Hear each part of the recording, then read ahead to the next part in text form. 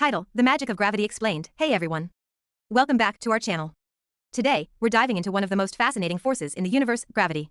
It's the reason why things fall, why the planets stay in orbit, and why we can keep our feet on the ground.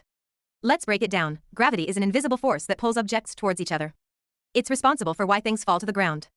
Imagine you drop a ball, it's gravity pulling it down, but gravity is also what keeps planets like Earth in orbit around the sun. It's not just pulling things down on Earth, it's pulling everything towards each other in space too. Take the Earth and the sun. The sun's massive size creates a strong gravitational pull that keeps Earth from flying off into space.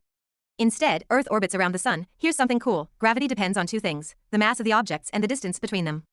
The bigger the mass, the stronger the pull. That's why Earth's gravity is stronger than a small object like a rock. And the closer you are to something, the stronger the pull feels. So, whether it's falling apples, orbiting planets, or ocean tides, gravity is working behind the scenes. It's one of the fundamental forces that shapes our universe. If you enjoyed this video, don't forget to like, subscribe, and hit that bell so you don't miss out on more fun science explanations. See you next time.